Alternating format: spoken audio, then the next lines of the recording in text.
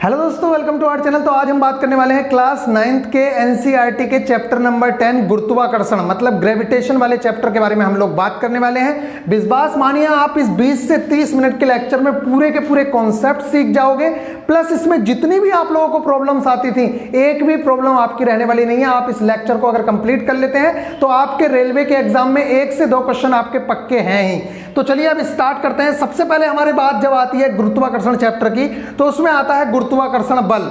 तो गुरुत्वाकर्षण बल के बारे में बस इतनी सी बात याद रखनी है आपको कि ब्रह्मांड में स्थित मतलब पूरे यूनिवर्स में अगर कोई भी चीजें हैं तो उनके बीच क्या है, एक आकर्षण बल काम करता है जिसे हम गुरुत्वाकर्षण बल का नाम दे देते हैं। कहने का मतलब यह है अगर यहाँ पे एक ये ग्लास और एक ये चीज है तो इनके बीच में भी एक आकर्षण बल काम कर रहा है। मैं यहाँ खड़ा हूं, मेरे सामने मेरी गर्लफ्रेंड खड़ी है तो हम दोनों के बीच भी एक आकर्षण बल काम कर रहा है। आप दूसरे आकर्षण की बात मत करना, मतलब आकर्षण बल काम कर रहा है। ठीक इसी तरीके से इन दोनों के बीच भी एक आकर्षण बल काम कर रहा है। बहुत सारे बच्चों का एक सवाल होगा कि अगर आकर्षण बल काम कर रहा है तो चिपक क्यों नहीं जाते।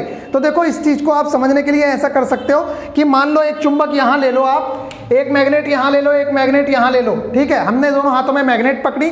अब आप ये देखिए एक मैग्नेट बहुत बड़ी आपके नीचे है जिसे अर्थ कह रहे हैं। तो आप क्या समझते हो कि ये दोनों आपस में इंटरेस्टेड होंगी मिलने के, या ये नीचे जाएंगी। मान लीजिए मैंने कहा एक छोटी सी चुंबक मेरे इस हाथ में, एक छोटी सी चुंबक इस हाथ में, जबकि पृथ्वी एक बहुत बड़ा चुंबक है। तो ये दोनों चीजें पृथ्वी के पास जाना चाहेंगी या आपस में मिलना चाहेंगी। सेम केस वही है कि आकर्षण बल हम दोनों के बीच में काम कर रहा है। ये आपको बहुत सारे एग्जांपल्स देखने को मिल जाएंगे। चाहे आप पृथ्वी से, हम जिस तरह से पृथ्वी पे बंधे हुए हैं मतलब पृथ्वी के साथ हैं। अब आपने देखा पृथ्वी तो गोल है, यहाँ आप यहां भी रहते हैं, यहां भी रहते हैं, यहां भी रहते हैं, आप तो सब जगह रहते हैं। तो क्यों नहीं गिर जा रहा है यहाँ वाला बंदा जो यहां रह रहा है? वो तो गिर जाना चाहिए। चलो यहाँ वाला खड़ा है, ठीक है, आपके हिसाब से यहाँ वाला तो गिर जाना चाहिए, लेकिन नहीं गिर रहा है ना। वो इसलिए नहीं गिर रहा है क्योंकि पृथ्वी अपने और खींचे रखती है एक बल से। ठीक है, समझ आ गई। तो ये वाली बात आप लोगों को पता होनी चाहिए कि गुरुत्वाकर्षण बल क्या है। पृथ्वी पे कोई भी जो वस्तुएं हैं उनके बीच में जो आकर्षण बल लगता है उसे हम गुरुत्वाकर्षण बल कहते हैं। अब इंपॉर्टेंट देखो, ग्रेविटेशनल फोर्स की डेफिनेशन भी यही कहती है, gravitation is the force of attraction between two objects in the universe. कोई भी दो बॉडी, कोई भी दो ऑब्जेक्ट लोगे वो आपस में एक दूसरे को आकर्षित करते हैं और इसी बल को हम क्या कहते हैं, ग्रेविटेशनल फोर्स कहते हैं। तो ये हो गया। अब हम बात करते हैं गुरुत्वाकर्षण का सार्वत्रिक नियम। आप विश्वास मानो इससे रिलेटेड जितने भी क्वेश्चन आते हैं कि द्रव्यमानों को दोगुना कर दिया जाए तो फोर्स पे क्या होगा, द्रव्यमानों को दोगुना और बीच की दूरी आधी कर दें तब क्या होगा, बीच की दूरी को दोगुना और दोनों द्रव्यमानों के बीच की दूरी को आधा कर दिया जाए तो किस तरह का इफेक्ट पड़ेगा। सारे के सारे क्वेश्चन आप चुटकियों में निपटा दोगे। और ये वाला कॉन्सेप्ट भी समझ आ जाएगा कि ध्रुवों पर ज्यादा मान होता है कि विषुवत रेखाओं के कम होता है, किस तरह से सारी चीजें होती हैं। चलिए अब यहां पे बात करते हैं तो गुरुत्वाकर्षण नियम के बारे में बात करते हैं। तो गुरुत्वाकर्षण का जो नियम है, अब देखो ये बात तो सबको ही पता थी, ऐसा तो कोई नई बात नहीं है, लेकिन न्यूटन जी ने ये सोचा कि अगर कोई चीज ऊपर से गिर रही है, कहते हैं सेब गिरा था, तो वो नीचे ही क्यों आया, मतलब कहीं और भी जा सकता था। इसके अलावा उन्होंने बहुत सारी चीजें देखी कि भाई जो ग्रहों की गति है, चंद्रमा हमारा चक्कर लगा रहा है, हम सूर्य का चक्कर लगा रहे हैं, ठीक है ना, तो मतलब हम गिर क्यों नहीं रहे, या वो वाली चीज गिर क्यों नहीं जा रही। इन सारी चीजों का उन्होंने पता लगाया और फिर उन्होंने एक नियम दिया कि विश्व का प्रत्येक पिंड, मतलब पूरे यूनिवर्स में, विश्व बोल दो या वर्ल्ड बोल दो, जो मन करे बोलो, ब्रह्मांड में स्थित कोई भी दो पिंड आपस में क्या होते हैं, एक बल के द्वारा आकर्षित होते हैं। और इस बल का जो मान है, देखो उसके नियम से ही सारी चीजें निकल के आती हैं। उन्होंने कहा कि ब्रह्मांड में स्थित कोई दो पिंड है, एक m1 है, m2 है, ये एक फोर्स के द्वारा अट्रैक्ट हो रहे हैं। ठीक है साहब, फोर्स के द्वारा अट्रैक्ट हो रहे हैं, उस फोर्स का नाम दिया F। उन्होंने कहा ये जो फोर्स है इन दोनों द्रव्यमानों के गुणनफल के अनुक्रमानुपाती या समानुपाती, जिसे बोलते हैं हम क्या, प्रोपोर्शनल। तो F प्रोपोर्शनल होता है m1 और m2 के। उनने बोला है उनके गुणनफल के समानुपाती। तो यहां पे हमने गुणनफल करा है m1 गुणा m2 तथा उनके बीच की दूरी, मान लीजिए r मानी है मैंने, d भी मान सकते हो आप, तथा उनके बीच की दूरी के व्युत्क्रमानुपाती होता है। तो देखो आप f जो है उसकी बीच की दूरी के क्या है, इनवर्सली प्रोपोर्शनल है, और उसके द्रव्यमानों के गुणनफल के क्या है, प्रोपोर्शनल है। अब जब ये प्रोपोर्शनल का सिंबल हटता है, आपको पता है जब प्रोपोर्शनल का साइन हटता है तो उसकी जगह एक कांस्टेंट आता है और उसे k भी बोल देते हैं। कई जगह पे k आता है, कहीं पे कुछ आता है, लेकिन यहाँ पे जो कांस्टेंट आता है उसको हम g बोलते हैं, जिसकी वैल्यू जो है 6.67 इंटू 10⁻⁻11 होती है। अब अगर मैं बात करूं इसकी, तो देखो आपका फोर्स का तो निकल के आ गया कि गुरुत्वाकर्षण बल जो दो बॉडियों के बीच लगता है उसका फॉर्मूला क्या है, F बराबर G m1 m2 upon r square, और वो इसके जो इसने नियम दिया है उसी से निकल के आया, कोई नई चीज नहीं है। नियम ने खुद बोला है कि विश्व का प्रत्येक पिंड प्रत्येक अन्य बॉडी को एक फोर्स से अट्रैक्ट करता है जो दोनों बॉडीज के द्रव्यमानों के गुणनफल के समानुपाती, द्रव्यमानों के गुणनफल के समानुपाती तथा उनके बीच की दूरी के वर्ग के व्युत्क्रमानुपाती। तो बीच की दूरी ये r है, उसके वर्ग के व्युत्क्रमानुपाती मतलब इनवर्सली प्रोपोर्शनल है। तो ये नियम निकल के आ गया। अब हमें g की यूनिट पूछता है कि g का मात्रक क्या होगा। मोस्ट इंपोर्टेंट चीज तो ये है, और g की खोज या g के मान की वैल्यू किसने, मतलब g की जो वैल्यू है वो किसने दी है, ये मोस्ट इंपोर्टेंट चीज है। तो g की जो खोज है वो हेनरी कैवेंडिश के द्वारा की गई है। ये क्वेश्चन हम गलत करके आ जाते हैं, हम सोचते हैं न्यूटन ने नियम दिया है तो न्यूटन ने ही करी होगी, या किसी फिजिक्स से रिलेटेड ही कोई साइंटिस्ट होगा। तो इसका नाम है तो फिजिक्स से रिलेटेड ही, लेकिन लगता ही ऐसा है जैसे केमिस्ट्री से संबंधित कोई साइंटिस्ट हो। इसलिए आपको ध्यान रखना है कि कैपिटल जी की जो खोज है वो हेनरी कैवेंडिश ने की है। मोस्ट इंपोर्टेंट क्वेश्चन है, और इसकी जो वैल्यू है वो 6.67 × 10⁻11 है। अब मैं बात करता हूं यूनिट की। तो मैंने आपको क्या बताया, यूनिट निकालने का फॉर्मूला क्या होता है, सीधा सा है भाई। अगर इसकी यूनिट निकालनी है इसे यहां रख लो, r को यहां ले जाओ तो ये हो गया FR², इसके नीचे m1 m2 आ जाएगा। तो देखो कैपिटल G बराबर FR², m1 m2 आ गए नीचे, तो F का हो गया न्यूटन, R क्या है, डिस्टेंस ही तो है, तो डिस्टेंस का होता है मीटर, तो मीटर स्क्वायर हो गया, और नीचे m1 m2, तो m1 का क्या होता है kg, और kg गुणा kg करोगे तो kg का स्क्वायर, तो newton metre square upon kg का स्क्वायर। तो g की जब वैल्यू लिखोगे तो ये लिखोगे newton metre square upon kg का स्क्वायर। तो ये वाली आपकी चीजें निकल के आ गई। अब हम बात करते हैं कैपिटल G और स्मॉल g में जो रिलेशन आता है वो कहां से निकल के आता है। तो देखो मैंने एक चीज देखी कि अर्थ पे, सबसे पहले तो मैं एक आपसे क्वेश्चन पूछना चाहूंगा, बहुत सारे बच्चों को तो ये भी नहीं पता होता, आप पृथ्वी के अंदर रहते हो या पृथ्वी की बाहरी सतह पे रहते हो। मैक्सिमम क्वेश्चन, मतलब बाकी कुछ लड़कों को मैं बता रहा हूँ 12th कर लेते हैं, उन्हें यही नहीं पता होता कि हम पृथ्वी की सरफेस पे रहते हैं, ना कि हम पृथ्वी के अंदर रहते हैं। अगर अंदर रहते तो आप ये बताओ, जो नल गाड़ा जाता है या मतलब जो पाइप डाला जाता है अंदर, फिर तो हमारे सरों में घुस जाया करता, कोई ऊपर से कर रहा होता, कुछ समझ रहे हो ना। इसलिए याद रखो हम पृथ्वी की सरफेस पे रहते हैं। और गिरते क्यों नहीं है, क्योंकि एक ग्रेविटेशनल फोर्स काम करता है, पृथ्वी अपनी ओर खींच रही होती है, इसलिए हम गिरते नहीं है। नेक्स्ट चीज, और दूसरी चीज एक और याद रखनी है, पृथ्वी कोई ऐसी नहीं है कि भैया गेंद की तरह इतनी सी, पृथ्वी 6400 किलोमीटर तो उसकी त्रिज्या है, लगभग 6400 किलोमीटर। तो आप खुद समझ सकते हो कितनी बड़ी है। तो उसका गोलाई वाला पार्ट भी ऐसा नहीं लगेगा आपको कि भैया वो ऐसे करके गोल हो गया। आप जब वहां पे खड़े होगे गोलाई वाले पार्ट पे भी, यहाँ पे भी अगर खड़े होगे तो आपको गोलाई नहीं लगेगी, ये बहुत बड़ा है। इसलिए जैसे हम मान लो एक फुटबॉल है, अगर इतनी बड़ी फुटबॉल है उसके इस हिस्से पे अगर आप खड़े होकर देखोगे तो आपको क्या लगेगा, वो प्लेन ही लगेगा, वो प्लेन लगेगा ना कि गोल। समझ आ गई। अब यहां पे देखिए, अब हम करते हैं कैपिटल जी और स्मॉल जी में डिफरेंस की बात, कि किस तरीके से इन दोनों में संबंध निकल के आता है। तो मैंने कहा कि चलिए दो मान लेते हैं, एक सिमरन नाम की लड़की है, एक ऋतिका नाम की लड़की है, ये दो लोग हैं यहाँ पे। अगर मैं बात करूं तो इस फॉर्मूले से ये जो सिमरन है यहाँ पे खड़ी है सिमरन, अब पृथ्वी क्या कर रही है, इन्हें अपनी तरफ खींच रही है। तो इन पे जो लगने वाला फोर्स है, मतलब जो पृथ्वी इन पे फोर्स लगा रही है, उससे इनका क्या निकल के आ जाएगा, वेट निकल के आ जाएगा। क्योंकि वेट की जो डिफिनेशन है वो इतनी सी है कि weight is nothing, it's a gravitational force. Weight क्या है, कुछ नहीं है, ये एक ग्रेविटेशनल फोर्स है। या दूसरे शब्दों में ये कहो कि वस्तु का भार एक ऐसा बल है जिससे पृथ्वी की ओर आकर्षित होती है। पृथ्वी जितने बल से किसी चीज को अपनी ओर आकर्षित करती है वो उस वस्तु का क्या होता है, वेट होता है। कहने का मतलब यह है कि मेरा वेट, अगर मैं कह रहा हूं कि साहब 60 kg है, जबकि ये वर्ड गलत है, अभी आगे सिद्ध करेंगे। अगर मैं कह रहा हूं कि मेरा वेट 60 kg है तो इसका मतलब यह है कि पृथ्वी मुझे 60 kg से, देखो वेट की यूनिट कभी भी kg नहीं होती है, लेकिन मैं बताऊंगा कि क्यों ऐसा बोला जाता है। तो आप ये मान के चलिए, या मैं कह रहा हूं कि अपना 60 न्यूटन है, तो इसका मतलब है कि पृथ्वी मुझे 60 न्यूटन के बल से खींच रही है। समझ आ गई। तो कुछ नहीं है, गुरुत्वाकर्षण बल ही है एक तरीका। Weight is nothing, it's a gravitational force. तो अब क्या है, इसने जो सिमरन का वजन हमने निकाला, जब हमने वेट निकाला है, या ये माना कि पृथ्वी इस पे कितना फोर्स लगा रही है, तो हमने निकाला Fs, इसका नाम सिमरन है। तो इसका क्या होगा, F बराबर होगा G m1 m2। तो ये अर्थ है, तो हमने लिख लिया अर्थ की जगह E, तो पृथ्वी का लिख लिया हमने me और इसका लिख लिया ms। भाई अब पृथ्वी के और इस लड़की के बीच में ही तो बात कर रहे हैं, तो पृथ्वी का me है, सिमरन का s है ms। तो इसका क्या हो गया, MEMS/RE²। इसी फॉर्मूले से RE क्यों लिखा, RE इसलिए लिखा कि इसकी त्रिज्या मतलब इन दोनों के जो बीच की दूरी है वो RE है। अब ये मत समझना कि यहां से नाभि से ली जाएगी ना, दोनों के केंद्र से ली जाएगी। पृथ्वी का केंद्र तो ये है और आपका ये है, तो आप खुद समझो पृथ्वी की त्रिज्या 6400 किलोमीटर है, तो आप 6400 किलोमीटर में आपके नाभि से और पैरों तक कितनी सी डिस्टेंस होगी, इसलिए उसे नेग्लिजिबल कर देते हैं, उसे मानते नहीं है। समझ आ गई ना इतनी बात। तो जब हमने बात की तो हम त्रिज्या पूरी RE ले लेंगे, मतलब इन दोनों के बीच की दूरी कितनी लेंगे, RE लेंगे। तो जब हमने ली FS बराबर क्या हो गया, GME/MS/RE²। MS क्यों ले रहे हैं, क्योंकि ये सिमरन का द्रव्यमान है। ME क्यों ले रहे हैं, क्योंकि ये अर्थ का द्रव्यमान है। समझ आ गई। नेक्स्ट, जब हमने बात करी एक लड़की और थी, हमने देखी यहाँ रितिका बैठी है, रितिका।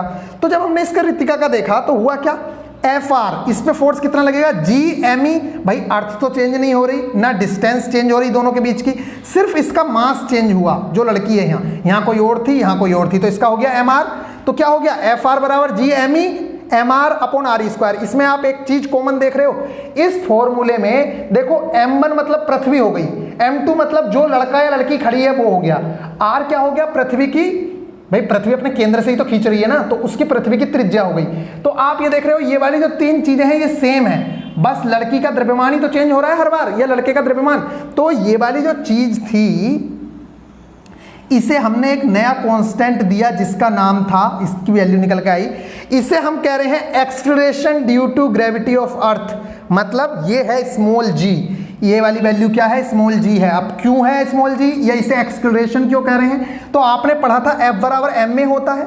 तो ये क्या चीज है भाई, F बराबर m, यहाँ a ही तो आना चाहिए, F बराबर m, यहाँ a ही तो आना चाहिए, मतलब एक तरीके का ये त्वरण होना चाहिए या नहीं होना चाहिए भाई। F बराबर m में होता है, जब यहाँ m आ गया, ये दोनों चीजें बराबर ही हैं, तो इस चीज को क्या मानोगे, त्वरण ही तो मानोगे। तो इसे ये पृथ्वी का त्वरण है, क्योंकि यहाँ पृथ्वी अपनी ओर खींच रही है, और त्वरण में क्या होता है, या तो कमी होती है स्पीड में या बढ़ोतरी होती है। तो यहाँ बढ़ोतरी हो रही है, इसलिए इस चीज को हम क्या मान रहे हैं, इस चीज को हम मान रहे हैं क्या, स्मॉल g।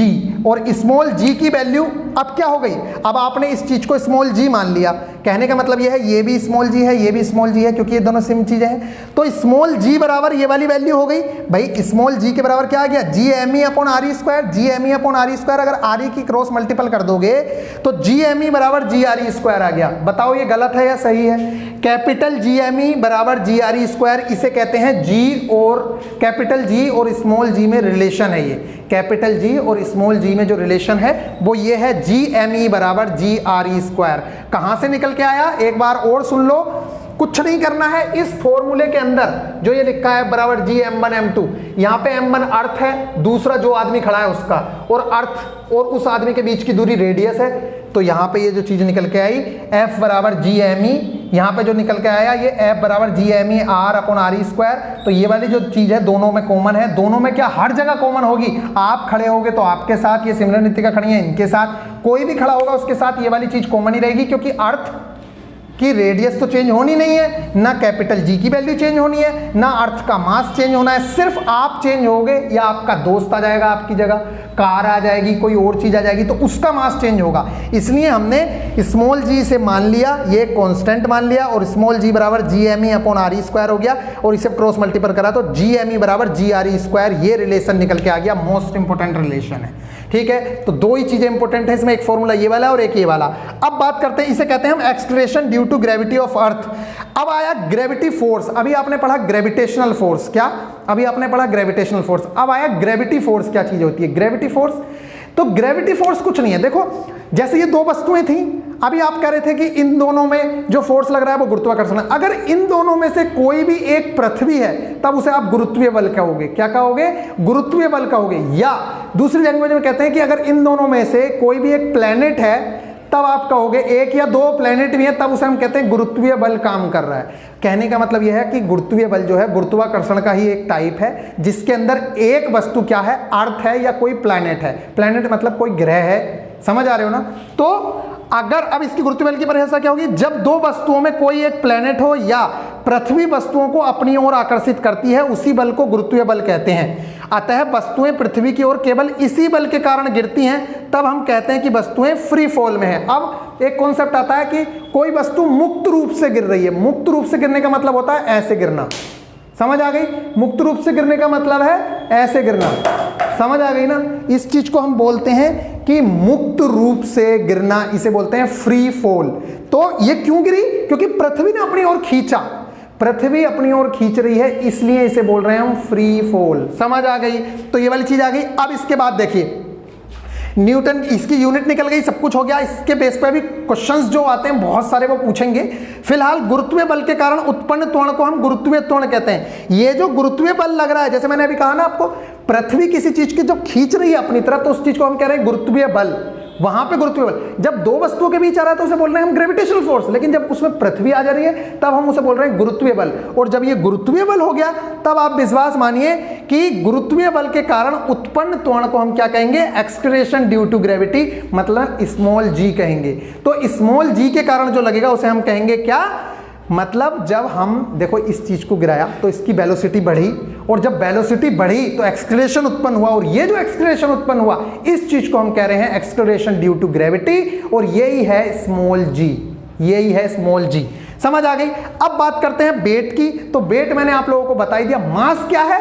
इसके अंदर कितने पार्टिकल्स हैं, मतलब इसका जो पार्टिकल्स है इसके अंदर, वो चीज इसकी क्या है, इसकी जो क्वांटिटी है वो उसे आप मास कह रहे हो। लेकिन इस मास को कितने फोर्स से वो चीज खींच रही है, मतलब मास मल्टीप्लाई बाय जी, कितने त्वरण से ये नीचे जाएगी, इस चीज को हम क्या बोलेंगे?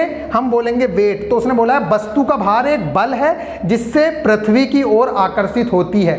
कोई भी वस्तु पृथ्वी की ओर जिस बल से आकर्षित होती है उसी को हम क्या कहते हैं? उसी को हम लोग कहते हैं वेट। और इसीलिए वेट की यूनिट भी वही होगी जो फोर्स की यूनिट है, क्या? न्यूटन। या दूसरी यूनिट क्या होगी? F बराबर mg होता है। ठीक इसी तरीके से यहाँ W बराबर भी mg होता है, ग्रेविटेशनल फोर्स है। तो mg मतलब किलोग्राम, g का मतलब मीटर पर सेकंड स्क्वायर। तो या तो यूनिट किलोग्राम मीटर पर सेकंड स्क्वायर या न्यूटन। अब बात करते हैं इसकी कि भैया इसका महत्व क्या है। तो इसका महत्व क्वेश्चन पूछ लेता है कि ये जो एग्जाम्पल है ये किस चीज का है? तो आप बता सकते हैं हमें पृथ्वी से बांधे रखने वाला बल कौन सा है? गुरुत्वाकर्षण बल है। ठीक है। दूसरी चीज, पृथ्वी के चारों ओर चंद्रमा की जो गति है वो होती तो अभिकेंद्रीय बल के कारण है, लेकिन उसका अगर ओवरऑल चीज देखें तो उसमें गुरुत्वाकर्षण बल काम करता है। देखो एक चीज आपने देखी होगी, अगर आप रस्सी को ऐसे करके घुमा दें या किसी बाल्टी में पानी भर के अगर ऐसे ऐसे घुमाना शुरू कर दो आप, तो उसका पानी नहीं गिरता है। समझ आ रही है ना? ठीक इसी तरीके से अगर आप रस्सी से बांध के किसी चीज को, पत्थर को ऐसे घुमाओगे तो वो पत्थर जब आप छोड़ोगे तो क्या जाएगा? वो एक, आपने देखा है वो सीधा नहीं जाएगा। वो कैसे जाएगा? इस तरीके से जाएगा। देखो इस तरीके से, अगर यहां छूटेगा तो ऐसे जाएगा। समझ आ रही है ना? समझ आ रही है ना? अगर ग्रेविटेशन फोर्स ना, आकर्षण बल ना लगे तो होगा क्या? ये जो चंदा मामा यहाँ है और ये पृथ्वी अपनी तरफ खींच रही है इन्हें, इसीलिए ये लगातार ऐसे चक्कर लगा रहे हैं। अदरवाइज होगा क्या? चंदा मामा सीधे निकल जाएंगे, फिर इसके चक्कर नहीं लगाएंगे। और ठीक इसी तरीके से पृथ्वी सूर्य का चक्कर नहीं लगाएगी, फिर निकल जाएगी। इसलिए मैं आप लोगों से कह रहा हूं कि गुरुत्वाकर्षण बल क्या कहता है कि गुरुत्वाकर्षण, जैसे रस्सी में आप लोग देखें ना, रस्सी को जैसे छोड़ दोगे तो जिस तरह से वो भाग जाएगा, अगर गुरुत्वाकर्षण बल ना हो तब क्या होगा? ये चीजें ऐसे ही चली जाएंगी जैसे रस्सी से छूट के पत्थर चला जाएगा। अब इसके एग्जाम्पल क्या है? तो जैसे बात लोग देखा ही आपको कि सूर्य के चारों ओर ग्रहों की गति है, चंद्रमा तथा सूर्य के कारण ज्वार भाटा का आना है। ये सारे के सारे महत्व हैं गुरुत्वाकर्षण के सार्वत्रिक नियम के।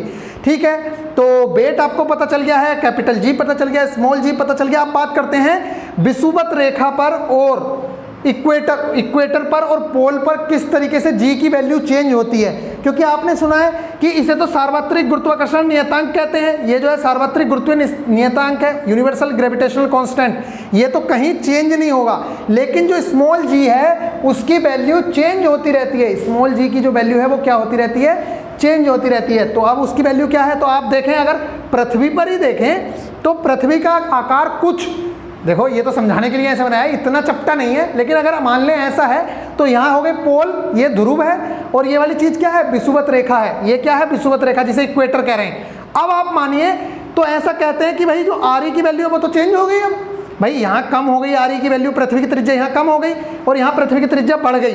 तो होता क्या है? अब जब आर नीचे है, आप लोग देखो एक चीज, जहां आर नीचे है और आर जब क्या दे रखा है, व्युत्क्रमानुपाती है। तो इसका सीधा सा मतलब है कि अगर ये बढ़ी तो ये एफ का मान कम होगा, ठीक है। लेकिन स्मॉल जी के केस में अगर देखें हम तो स्मॉल जी की वैल्यू निकल के आती है GME अपॉन RE स्क्वायर, मतलब ये RE अगर बढ़ेगी तो स्मॉल जी कम होगा, और अगर ये घटेगी तो ये वाली जी बढ़ेगी। इसी तरीके से कहते हैं कि एक जगह पे जो जी की वैल्यू है वो 9.82 निकल के आती है, ठीक है। जहाँ पे RE कम है वहाँ 9.82 निकल के आएगी, और जहाँ RE की वैल्यू ज़्यादा है वहाँ 9.78 निकल के आती है, और इन दोनों का एवरेज निकालते हैं तो 9.8 आती है।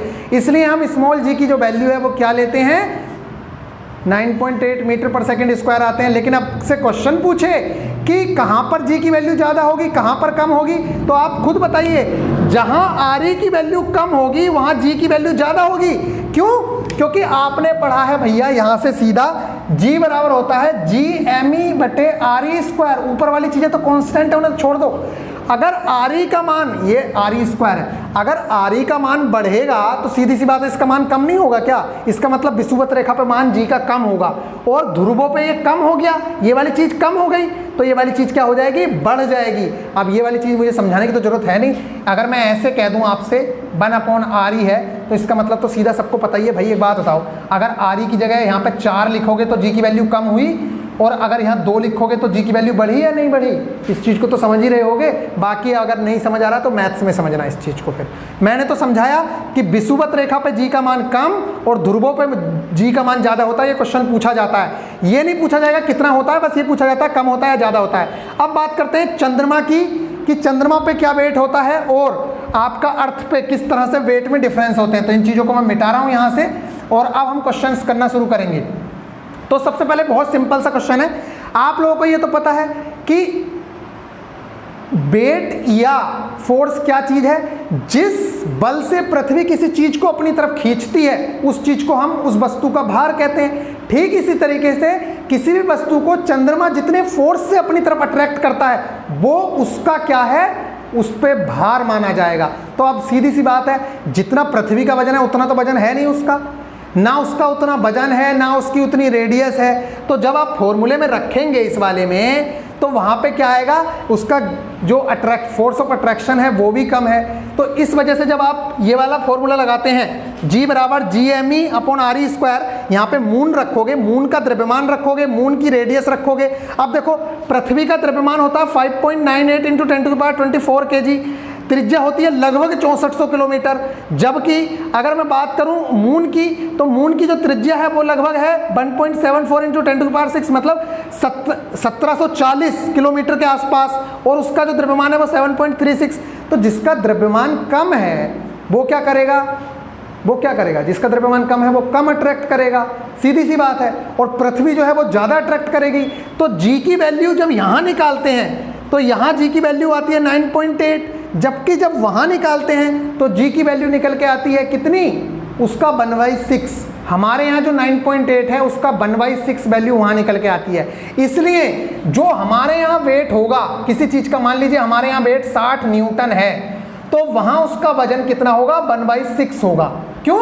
आप लोगों को सीधा याद रखना है भाई, जब हमारे यहाँ जी की वैल्यू जी है और वहाँ पे कह रहे हैं हम G/6 है, तो जब F बराबर mg होगा तो mg की वैल्यू तो होगी कितनी, आपने mg की वैल्यू तो 60 न्यूटन दी कि पृथ्वी पे 60 न्यूटन है। तो आप पूछ रहे हो मून पे कितना होगा, तो मून पे तो g की जगह 1/6 लिखोगे ना यहाँ, तो जब आप 1/6 लिखोगे तो क्या आ जाएगा, 10 आ जाएगा। सीधा सा मतलब ये है, आपको ये याद रखना है बस, जितना वजन किसी आदमी का पृथ्वी पे होता है उसका 6वां भाग मतलब 1/6 वहाँ पे होगा।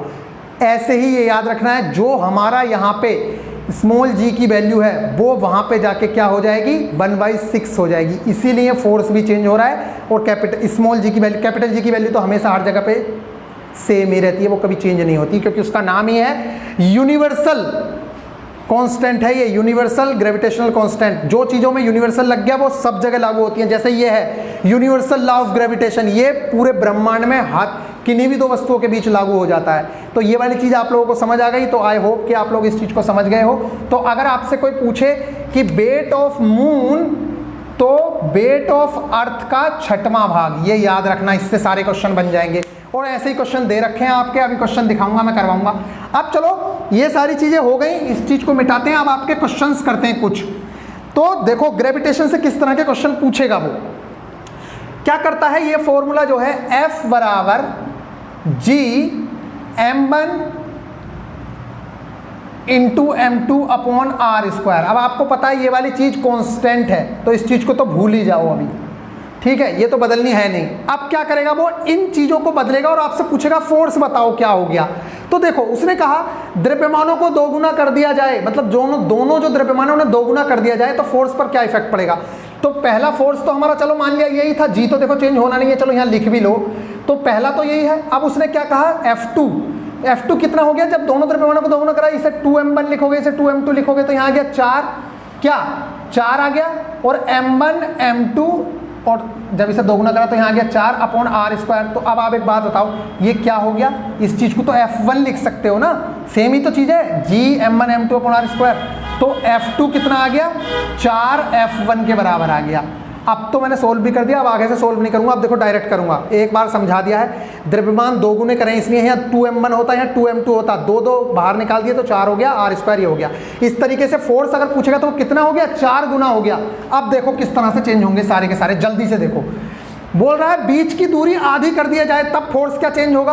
भैया मुझे तो एक ही फॉर्मूला पता है, F बराबर G m1 m2 upon r square. क्या कह रहा है, बीच की दूरी आधी करेगा, और जब r की जगह तू r2 करेगा, ry2 करेगा और इसका स्क्वायर करेगा, ये वाली चीज ऊपर चली जाएगी तो कितना हो जाएगा, 4 गुना हो जाएगा।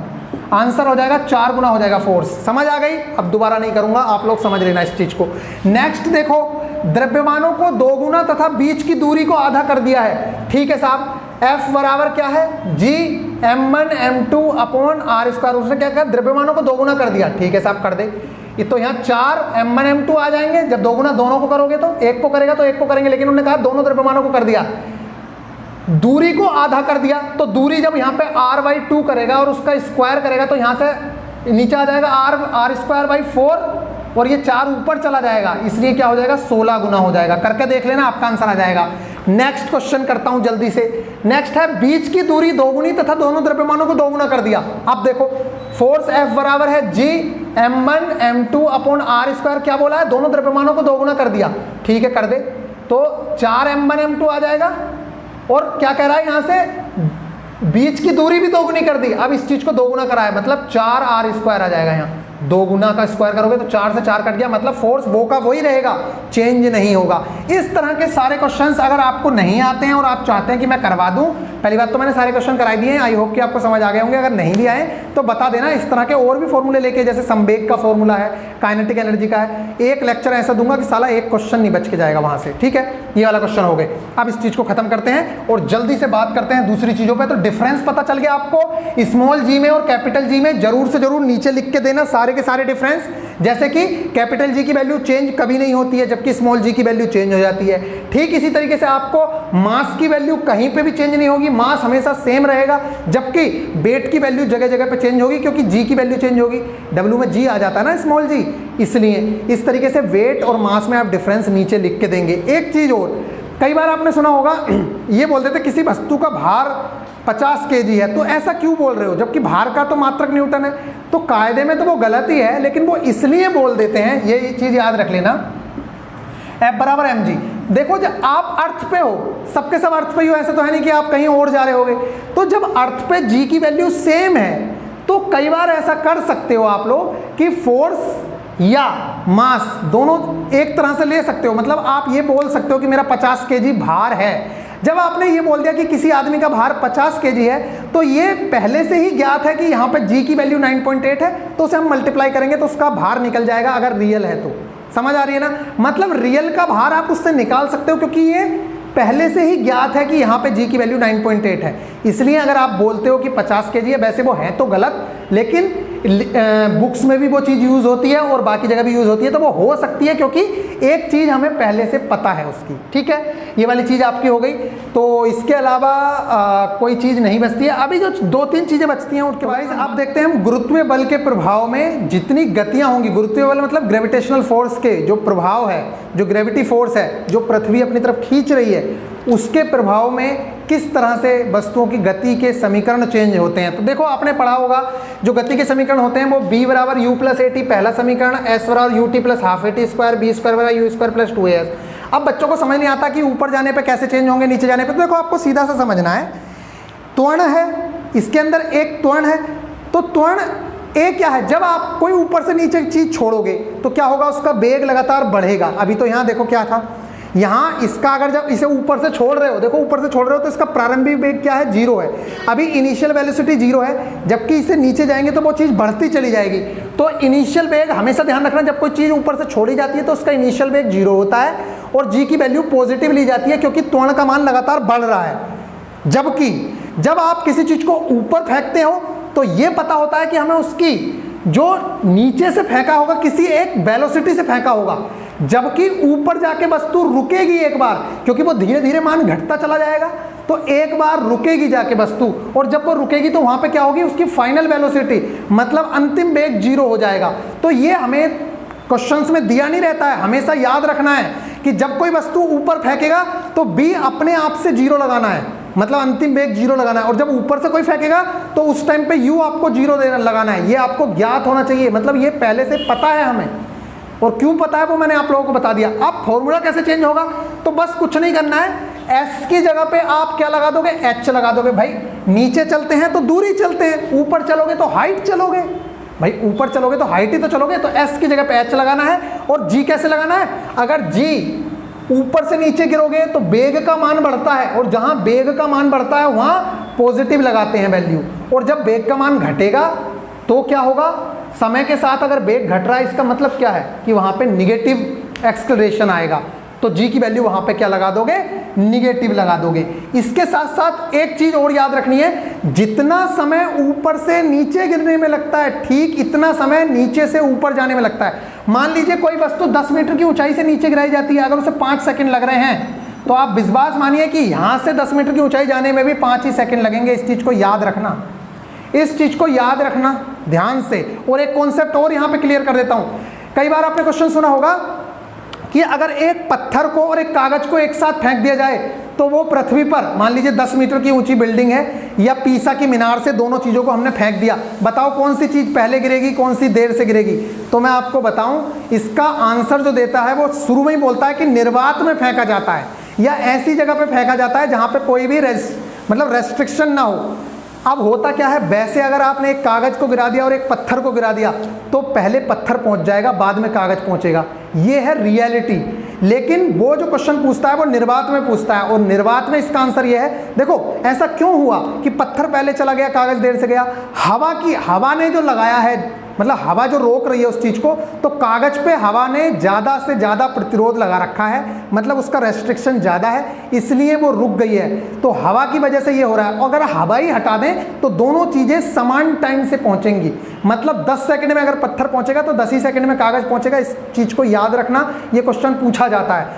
और अगर आपसे क्वेश्चन पूछता है कि किसी वस्तु को 10 मीटर ऊंचाई पर फेंका जाता है, उसे आने तथा जाने में 10 सेकंड का समय लगता है, तो आपको ये याद रखना है क्वेश्चन करते समय कि जब आप क्वेश्चन में लगाओगे तो जब या तो आने में लगा रहे होगे या जाने में लगा रहे होगे, उस टाइम पे 5 सेकंड टाइम लगाना, क्योंकि उसने टोटल टाइम दिया है आने तथा जाने का 10 सेकंड। अगर 12 सेकंड देगा तो एक तरफ का 6 सेकंड लगाना, ये याद रखना क्वेश्चन करते समय। बहुत कंफ्यूज होते हैं बच्चे इस तरह के क्वेश्चन करने में, ठीक है। तो ये वाली चीजें हो गई। आप समीकरण निकालनी है तो देखो निकाल लो, ऊपर से नीचे गिर रही है तो यहाँ पे क्या करना है, देखो ऊपर से नीचे वाला, तो b बराबर u प्लस जी टी और h बराबर u t plus half G T square, और बी स्क्वायर बराबर यू स्क्वायर प्लस 2gh, और इसी तरीके से इधर लगाना है। तो बस माइनस आ जाएगा यहाँ पे और माइनस आ जाएगा यहाँ पे और माइनस आ जाएगा यहाँ पे, बाकी सब चीज़ें सेम है, इसलिए इस फॉर्मूले को ऐसे भी लगाते हैं, प्लस माइनस। और आपको पता है माइनस किस केस में यूज होगा, प्लस किस केस में यूज होगा। तो ये वाली सारी चीजें खत्म। अब इसके बाद कुछ इंपॉर्टेंट टॉपिक्स पे बात करेंगे, जैसे कि आप लोगों का है आपेक्षिक घनत्व, दाब और आर्किमिडीज का प्रिंसिपल। बस ये चीजें रहती हैं, इन पे हम बात करते हैं और आपका चैप्टर खत्म। तो गाइज अब हम बात करने वाले हैं आपका प्रेशर के बारे में, मतलब दाब किसे कहते हैं, उत्प्लावन बल क्या है, आर्किमिडीज का प्रिंसिपल क्या है, रिलेटिव डेंसिटी क्या है, कौन सी चीज कब डूबेगी कब तैरेगी। तो अब इसमें देखते हैं जल्दी से। प्रेशर क्या चीज है? प्रेशर कुछ नहीं है, इकाई क्षेत्रफल पर कार्य करने वाले बल को ही हम क्या कहते हैं? दाब कहते हैं। इसका मतलब क्या है? इकाई क्षेत्रफल पर कार्य करने वाले लंबवत बल को, लंबवत फोर्स को, परपेंडिकुलर फोर्स को। देखो दाब क्या चीज है? जैसे ये मोबाइल है, ये इस पर रखा हुआ है, ठीक है, तो ये क्या कर रहा है? इसने परपेंडिकुलर एक फोर्स लगा रखा है हमारे हाथ पे, तो ये इसका एरिया नीचे है, तो इस क्षेत्रफल के द्वारा जितना फोर्स हमारे हाथ पे लगाया गया उस चीज को हम कहते हैं क्या? प्रेशर कहते हैं। अब जैसे मान लीजिए मैं पृथ्वी पे अभी खड़ा हूं दोनों पैरों की सहायता से, तो अभी क्या है, मेरे दो पैर टच में है, मतलब एरिया ज़्यादा टच में है, तो पृथ्वी पे जो फोर्स लग रहा है, मतलब जो पृथ्वी पे जो फोर्स लग रहा है, तो वो फोर्स कितने पे लग रहा है? ज़्यादा एरिया पे लग रहा है, मतलब मेरे दोनों पैरों के एरिया के बराबर लग रहा है, इसलिए एक जगह पे प्रेशर ज़्यादा नहीं है। अभी मैं अगर एक पैर पे खड़ा हो जाऊं तो आप प्रेशर की वैल्यू बढ़ जाएगी। क्यों? देखो यहाँ पे P बराबर F/A है। अगर A का मान बढ़ेगा मतलब एरिया बढ़ेगा। अभी दो पैरों पे खड़े थे तो एरिया बढ़ा ना, जब दो पैर रखे आपने तो एरिया बढ़ा, तो इसका प्रेशर कम हो गया। अगर एक ही पैर पे खड़े हुए तो प्रेशर क्या हो जाएगा? बढ़ जाएगा। एक क्वेश्चन पूछा भी जाता है, जैसे दलदल में कभी फंस गए तो कहते हैं कि लेट जाओ, दलदल में खड़े होने की कोशिश मत करो, लेट जाओ। इसका क्या मकसद है? इसका मकसद यह है कि आप अपना एरिया बढ़ा लो। जब आप लेट जाओगे तो आपका एरिया बढ़ जाएगा पृथ्वी पे लगने वाला, और जब आपका क्षेत्रफल का मान बढ़ गया तो क्या होगा? प्रेशर की वैल्यू जो है वो कम हो जाएगी, और जब प्रेशर की वैल्यू कम हो जाएगी तो आप धंसोगे नहीं। जबकि अगर आपने खड़े होने की कोशिश की तो इसका मतलब है कि दलदल में आप फंसे थे, आपने खड़े होने की कोशिश की, मतलब एक ही जगह पे सारा प्रेशर लग गया, जिसकी वजह से आप अंदर धंसते चले जाओगे और फंस जाओगे। यही रीजन है। अब मान लीजिए कील होती है, कील को आपको पता है, जब आपको कील ठोकनी है इसके अंदर तो आप क्या करोगे? उसका कॉर्नर जो उसका अंदर वाला छेद होता है उसका क्षेत्रफल बहुत कम होता है, जबकि जिससे हम ठोकते हैं उसका क्षेत्रफल ज़्यादा होता है। इसका मतलब समझ रहे हो? जब हम ठोकेंगे तो ज़्यादा फोर्स अप्लाई करेंगे, लेकिन जब वहाँ पे दाब लगेगा तो वो उसका क्षेत्रफल इतना सा है, तो उस पर क्या लगेगा? बहुत ज़्यादा प्रेशर काम करेगा, और जब उस पर बहुत ज़्यादा प्रेशर काम करेगा तो वो अंदर चला जाएगा आसानी से। इसी तरीके से बहुत सारी चीज़ें काम करती हैं। तो आप लोगों को आई होप कि ये इसका कॉन्सेप्ट समझ आया है। ये क्वेश्चन बहुत ज़्यादा पूछे जाते हैं, तो आपको सिर्फ इतना याद रखना है कि नीचे एरिया अगर ज़्यादा हो गया तो प्रेशर की वैल्यू कम हो जाएगी, ये जो नीचे एरिया की बात चल रही है, और अगर ये वैल्यू कम हो गई तो प्रेशर की वैल्यू बढ़ जाएगी। और प्रेशर ज़्यादा कहाँ चाहिए होता है? जैसे कि मान लो कील ठोकनी है आपको, उस टाइम पे प्रेशर ज़्यादा चाहिए। अब अगर आप क्या कर रहे हो, अगर आप एक पैर पे खड़े हो तो आपको खड़े होने में कितनी प्रॉब्लम होगी या नहीं होगी? जबकि आप दो पैरों पे खड़े हो तो आपको कम प्रॉब्लम होगी। समझ रहे हो ना? तो इसका मकसद क्या है कि आपका एरिया बढ़ा हुआ है। ठीक इसी तरीके से जब आप दलदल में फंसे हुए हो तो अगर लेट गए हो तो आपके डूबने के मतलब आपके अंदर धंसने के चांसेस कम है, लेकिन अगर आप खड़े हो गए हो तो आप धंस जाओगे। ये है प्रेशर का कॉन्सेप्ट, और प्रेशर एक ही चीज़ है। और एक बात और, एक क्वेश्चन मैं आपसे पूछना चाहूँगा, जब प्रेशर में फोर्स आ गया तो ये वेक्टर क्वांटिटी क्यों नहीं है? मतलब ये एक अदिश राशि क्यों है? इसे हम सदिश राशि क्यों नहीं कहते हैं? ये क्वेश्चन बहुत ज़्यादा पूछा जाता है कि प्रेशर कैसी क्वांटिटी है, सदिश की अदिश? तो इसका आंसर आप लोग दीजिएगा। नेक्स्ट है तरलों में दाब। तो पास्कल का नियम आप लोगों ने पढ़ा ही होगा कि जब किसी भी बर्तन के अंदर आप किसी चीज़ को भरोगे, पानी भरोगे, तो वो दीवारों पर जो है बराबर फोर्स लगाता है। ठीक है, पास्कल का नियम आपके इसमें दे नहीं रखा है सही से, लेकिन आपको पता होना चाहिए कि पास्कल का नियम क्या है। नीचे कमेंट में जरूर से जरूर बताना कि पास्कल का नियम क्या कहता है। समझ आ रही है? बस इतना याद रखो, आपके अंदर तरलों में दाब दे रखा है तो उसमें बस इतना बता रखा है कि अगर किसी बाल्टी में या किसी भी टब में आप पानी भरोगे तो वो फोर्स लगाएगा। नेक्स्ट है उत्प्लावन बल। उत्प्लावन बल को सीधा से समझना है। एक मतलब पानी से भरा हुआ टब ले लो, उसके अंदर बोतल डुबाने की, जो खाली बोतल है ऊपर से ढक्कन बंद करके, और उसे डुबोने की कोशिश करो।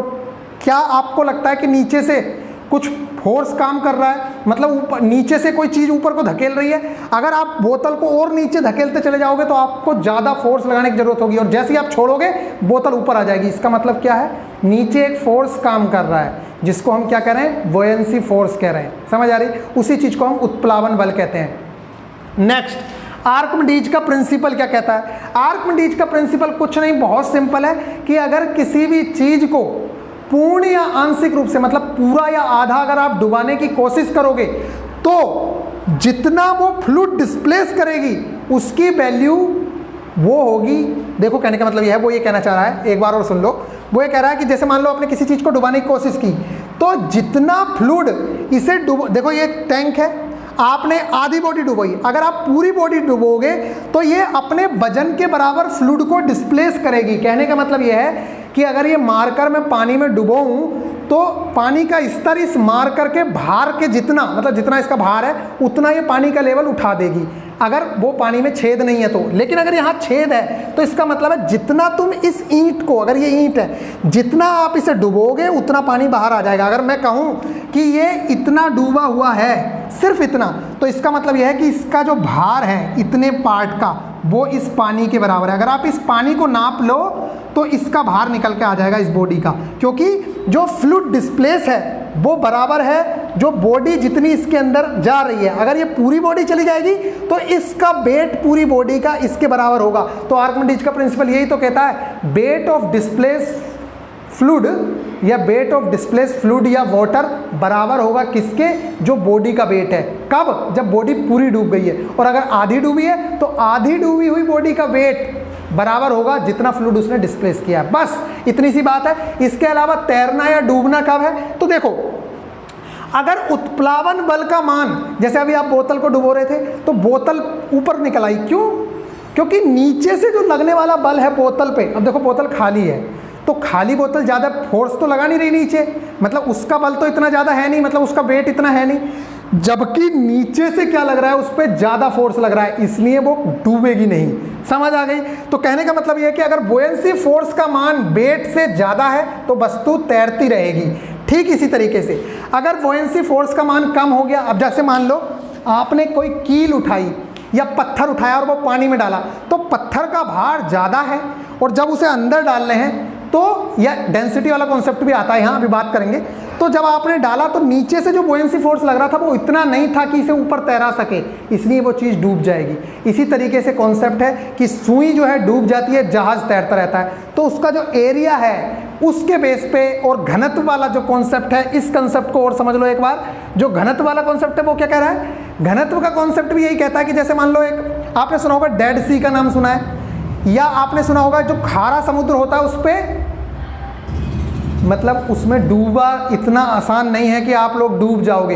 हो कई बार तो हमने देखा है कि, मतलब देखा नहीं है, मतलब सुना है कि उस पर लोग चल भी सकते हैं, इतना ज़्यादा उसकी डेंसिटी होती है। जैसे पारा है ना, पारा होता है, उसकी डेंसिटी पानी से ज़्यादा होती है। इसी तरीके से कुछ जगह पे अगर खारा पानी, बस ये समझ लो खारा पानी है और एक नॉर्मल पानी है, तो नॉर्मल पानी में आप जल्दी डूब जाओगे खारे पानी की अपेक्षा। खारे पानी में इतनी आसानी से आप नहीं डूबोगे। तो डूबने का कॉन्सेप्ट क्या हुआ कि अगर जिस चीज़ के अंदर आप डूब रहे हो उससे आपकी ज़्यादा डेंसिटी है, मान लीजिए मैं अभी पानी में गया, ठीक है, और पानी की डेंसिटी है 1000 kg पर मीटर की क्यूब, और मेरी डेंसिटी है मान लीजिए 5000, तो मैं उसके अंदर डूब जाऊंगा।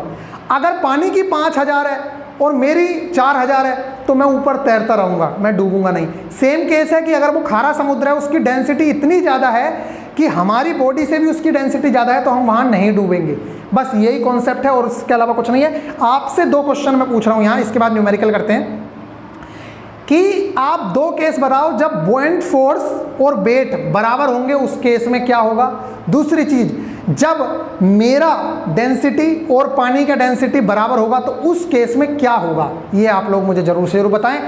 इसके अलावा रिलेटिव डेंसिटी का जो कॉन्सेप्ट है वो मैं आप लोगों को बता देता हूँ। रिलेटिव डेंसिटी इतनी सिंपल सी चीज़ है। रिलेटिव डेंसिटी कुछ नहीं, कोई चीज़ पानी से कितनी भारी है ये हमें रिलेटिव डेंसिटी बताती है। कहने का मतलब है, अगर मैं कह रहा हूँ कि सोने की, मान लीजिए मैं कह रहा हूँ लोहे की रिलेटिव डेंसिटी 10 है, इसका मतलब है कि लोहा पानी से 10 गुना भारी है। समझ आ गई? बस।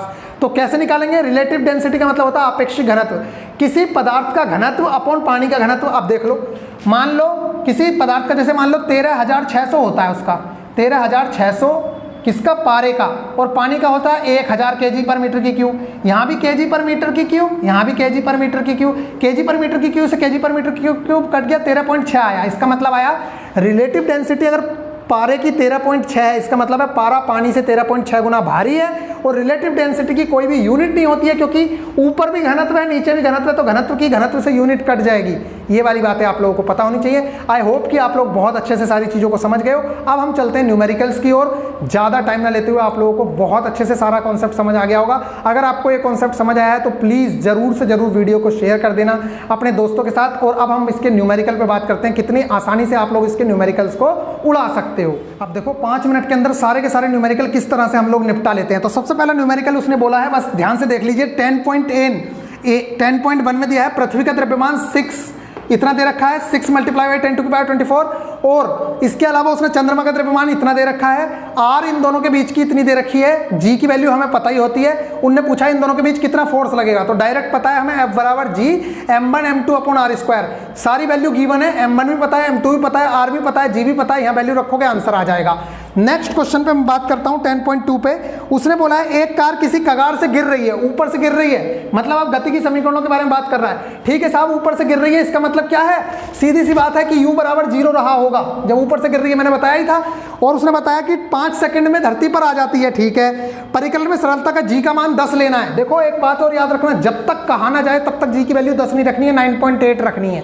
इसमें कहा है तो हमने 10 रख रहे हैं। अब उसने बोला धरती पर टकराते समय कार की चाल क्या होगी, तो आपको पता है b बराबर u + at होता है, यही तो होता है। अब धरती पे टकराते समय तो b बराबर u + gt कर दो, ऊपर से गिर रहा है ना gt, तो b की वैल्यू पूछ रहा है जब वो यहां आ गया है क्या होगी, तो आपको पता है b u कितना है 0 है और g की वैल्यू आपको पता है 10 है और t की वैल्यू 0.5 है। तो आपका आंसर कितना आ गया ये आप लोग बता दीजिए, मुझे बताने की जरूरत नहीं है, 5 आ गया। उसने पूछा औसत चाल बताओ, तो 0 ऊपर थी, यहाँ पे 5 है तो कितनी हो जाएगी 2.5, भाई 0 + 5/2 तो 2.5 हो जाएगी।